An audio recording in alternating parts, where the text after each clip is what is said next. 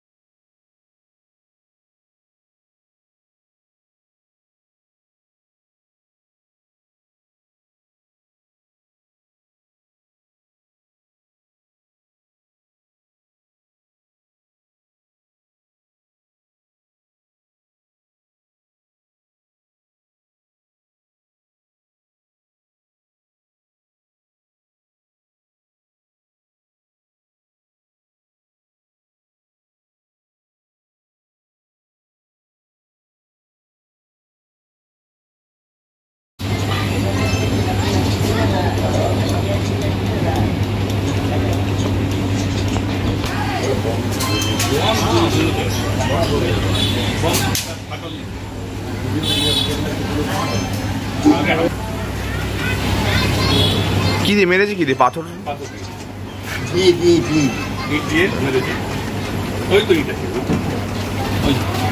কজন ছিল কি জানতে পেরেছেন বা দেখেছেন? কারা তারা? কি কারণে কিছু বলেন? ওই ওখানে ছেলেরা পান্ডালে নাচ গানা করছিল, ওরা এসেছে মারতে আরম্ভ করেছে। কালকে রাত্রে আমার মনে হচ্ছে একটা সময় এরকম হবে, আমি তো বসে টিভি দেখছিলাম ঘরের মধ্যে, হঠাৎ আওয়াজ শুনি দেখছি কয়েকজন পুলিশ কিছু লোককে বুঝাচ্ছে, ওরা খিস্তি কামারি করে যাচ্ছে, ইট পাথর চালাচ্ছে। পরে শুনলাম ওই আমাদের পাশে যে প্যান্ডেল আছে ওখানে কিছু ছেলেরা বসেছিল, ওরা কিছু জেহাদিরা এসে ওদেরকে গালাগালি খিস্তি কামারি করছে। ওখানে পুলিশ ছিল আশেপাশে, এবার পুলিশ ওদেরকে তাড়াচ্ছিল না, বুঝাচ্ছিল, মানে যে জামাই আদর যেটা করতে হয় সেই জামাই আদর করে ওদেরকে বুঝাচ্ছিল। এবার আওয়াজ শোনার পরে আমি নিচে নেমেছি, আবার যত 2-3 মিনিট লেগেছে, দরজা তো বন্ধ ছিল, বাড়ির সামনে যে দরজা থাকে ওটা বন্ধ ছিল, ওই 2-3 মিনিট 4 মিনিট লেগেছে আমার বেরোতে। ততক্ষণ দেখছি কি পুলিশ পালাচ্ছে। তারপরে দেখলাম কি ওই এটা বম বলছে, বম চলছে, বম চালিয়েছে। দেখবেন একটা আমি ভিডিও দিচ্ছি এখন, ওই পুলিশের মোটরসাইকেল ছিল, ওর সামনেই বমটা পড়েছে, পুলিশ পালাচ্ছে। এবার ওখানে পাশে সঞ্জয় গাড়ি নাকি ভেঙে দিয়েছে, তখন ওটা আমি খেয়ালও করিনি, আমি দেখিও নি, কেন অনেক রাতের ব্যাপার তো। কিন্তু আমি যখন নামার পরে ওরা পালাতে শুরু করেছে, আমি তাড়া করতে করতে ওদেরকে নিয়ে যাই ওই সঞ্জয়ের বাড়ি যেখানে আছে ওখানে। ওরা বোম গুলি ফায়ার করছে, পালাচ্ছে। পুলিশ বেচারা পুলিশদেরকে আমি ভিডিও দিচ্ছি কিভাবে বেচারা পুলিশ পালাচ্ছে, মানে ভাবতেই পার। দেখুন উদ্দেশ্য কিছু না, এটা পুরোপুরি মমতা ব্যানার্জির ইনস্ট্রাকশনে পুরো বাংলায় বিজেপিকে দমিয়ে দেওয়ার একটা চক্রান্ত চলছে। এই বিজেপিকে দমিয়ে দেওয়ার যে চক্রান্ত, তার মধ্যে এখানে ডিস্টার্ব করা, একটা গন্ডগোল পাকিয়ে দেওয়া, দুর্গাপূজার সময় আছে, জেহাদিরা পান্ডালে ঢুকে যদি গন্ডগোল করে তার রিয়েকশন হবে, এইসব একটা পরিকল্পনা করে এইসব, মানে এটা সবটাই পরিকল্পিতভাবে। কেন হঠাৎ দেখলাম ওই বেচারা পুলিশরা, সত্যি বেচারা, কালকে দেখলাম আমি না থাকলে বেচারা পুলিশরাও হয়তো বোমের বা পুলিশ এতে গুলি খেত। বেচারা পুলিশরা, এই নিচে লেভেলে বেচারা পুলিশরা খুব প্রবলেমে আছে। আমার আফসোস হচ্ছিল ওদেরকে নিয়ে বেশি। বুঝতে পারছেন কি অবস্থা পুলিশের আছে, পুরোপুরি তৃণমূল আশ্রিত গুন্ডা। এখানে যে আছে ওই কাউন্সিলরের ছেলে, ও কি বলবো, আমার মনে হচ্ছে মানে ওকে এরা শহীদ করেই ছাড়বে, ওই কাউন্সিলরের ছেলেকে ওরা শহীদ বানিয়ে দেবে, ও শহীদ করে ওর শহীদ বেদি বানাবে কিছু, মানে যে রাস্তায় যাচ্ছে।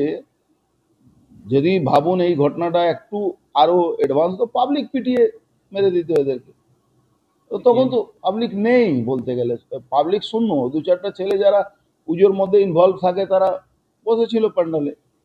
এটাই আপনি কেন্দ্রীয় নিরাপত্তা বাহিনী বারংবার আপনার বাড়ির সামনে এরকম বোমাবাজি করে, পুলিশ বা ব্যারাকপুর কমিশনার বা আমি আমার এটা নিয়ে খুব এ নেই কি পুলিশ নিরাপত্তা, পুলিশের আমি বলছি বেচারা পুলিশ, এই বেচারা পুলিশদের অফসোস হয়ে এদেরও বাড়িতে বউ বাচ্চা আছে। কালকে যদি আমি না থাকতাম, না যেতাম, তাহলে এই বেচারা পুলিশদের হয়তো বম ব্লাস্ট হলে লাগতো, গুলি এদেরকেও লাগতে পারতো। অন্ধকার তো, অন্ধকারে তো অত কোথা থেকে কোন গুলি আসছে তা তো বোঝা যায় না। কিন্তু ভাবুন এখানে 360 ডিগ্রি ক্যামেরা আছে পুলিশের, তারপরে জেহাদিরা এইসব করে বেড়াচ্ছে, আর পুলিশ কোর্টে বলে কি এটা আমার নাকি প্রোটেকশনের জন্য ওরা লাগিয়ে রেখেছে। এই জেহাদি পুলিশের অবস্থা, জেহাদিদেরকে বাঁচাবার বাংলার মমতা পুলিশ, জেহাদি পুলিশ একই হয়ে গেছে। অথচ ডিএ পাচ্ছে না, কিন্তু লাজ লজ্জা নেই বলতে গেলে।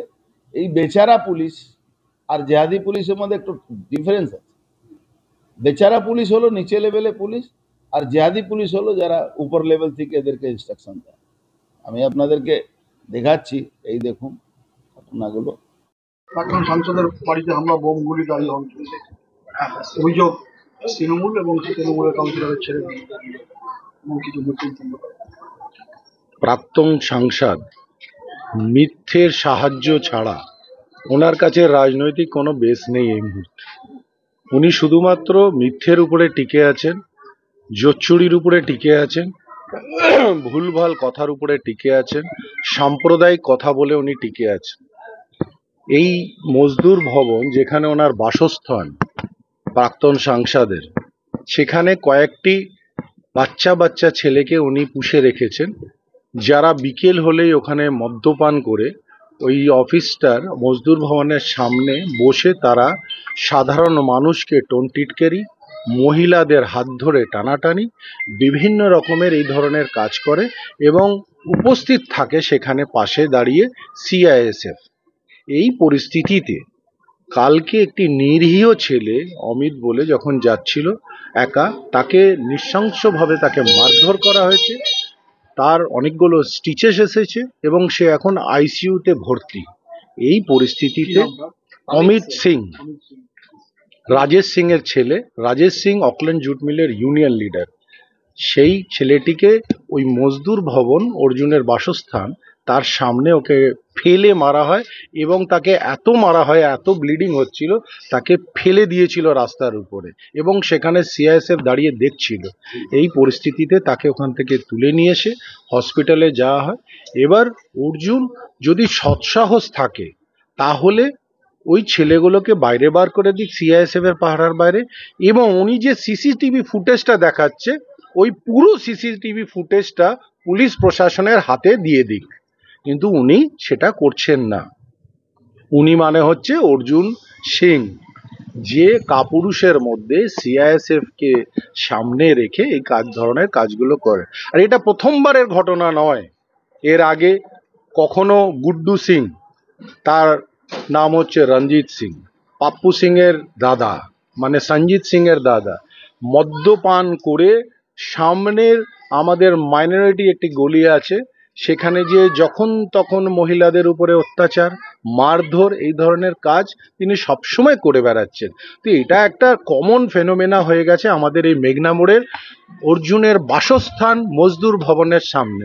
এখান থেকে মানুষ সঠিকভাবে যেতে পারে না, আর তার একটা ভালো তরিকা বার করেছে, সে হচ্ছে যে সিআইএসএফ কে সেখানে দাঁড় করিয়ে রেখেছে। তাই ফুটেজে দেখা যাচ্ছে পুলিশ পালাচ্ছে। পুলিশ পালাচ্ছে তার কারণ হচ্ছে যে মজদুর ভবন থেকে তো বোম নিয়ে বেরোচ্ছে, সিআইএসএফ তাড়া করছে, সিআইএসএফ কক করে, মেশিন কক করে তাড়া করছে পুলিশকে এবং এখানকার জনতাকে। এরকম ধরনের নৃশংস ঘটনার প্রতিবাদ করছি এবং ব্যারাকপুর কমিশনারেটের সিপিকে ইতিমধ্যেই জানানো হয়েছে, ডিসিপি এসিপি সবাই এসেছিলেন রাতের বেলা।